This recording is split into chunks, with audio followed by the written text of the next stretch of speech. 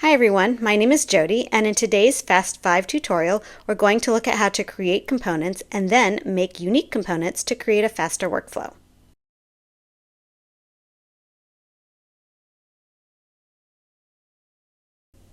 So I've got the chandelier that we're going to look at, and what we're going to be doing is using components to create the glass assemblies here for the light fixtures. And you'll notice that we've got two elements here that are almost exactly the same, but a little bit different in size. And then what I've also done is I have created a reference cube and with some details about my chandelier here.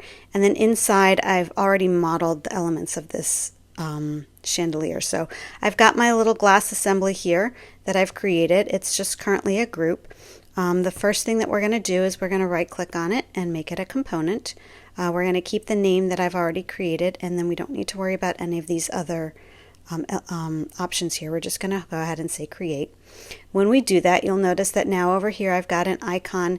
Instead of the solid square for a group, it's now a divided square, which represents a component in my outliner. What I'm going to do is I'm going to turn my reference cube back on. You'll see that I've got some reference information on the top here as well. I'm going to go into X-ray mode so we can see what's going on the inside. And I'm going to select my component here, my glass assembly, and I'm going to rotate it in copy mode using the reference.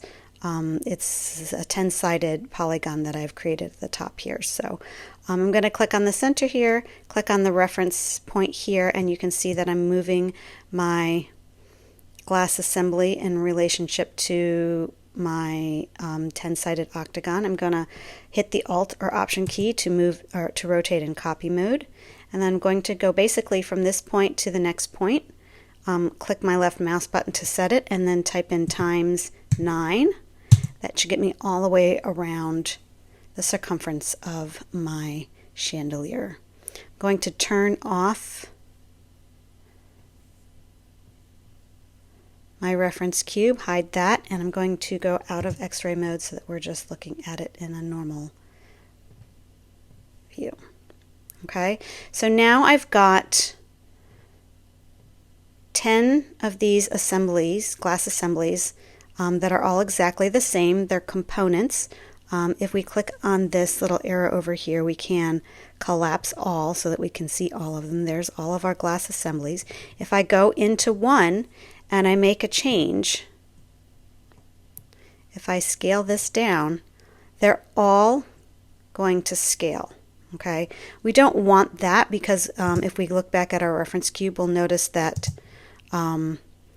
only every other one of these glass elements is smaller. So what we're going to do is select every other one.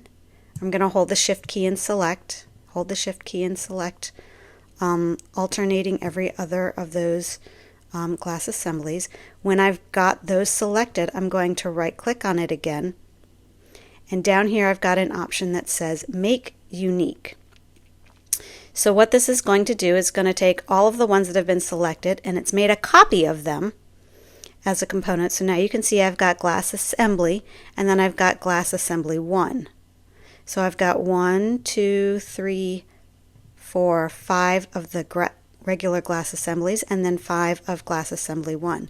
Now all of glass assembly 1 is one component, and all of glass assembly is another component. So if I go into one of them now and I make a change and I scale that down, now you'll see that its changes only being affected by glass assembly and not the glass assembly 1. So I can scale this down to the height that I think is appropriate, and any changes that I make now to these alternate pieces are only being affected by the ones that are different.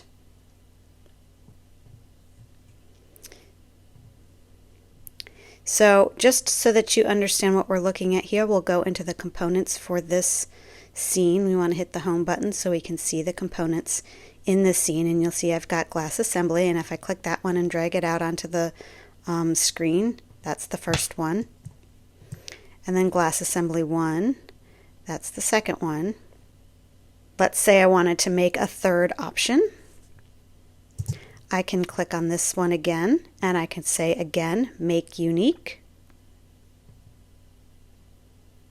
And now, if you look in my outliner, here's glass assembly number 2, which is different than glass assembly number 1 and different than just the first glass assembly. So any of the changes that I make to this one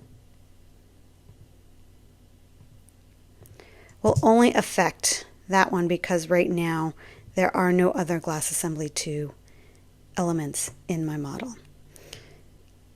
Components have a lot of useful characteristics, and we'll get into some other options in another video. If you like this video, please hit the like button and subscribe to my channel, and then check out a couple of these other training videos that I've made.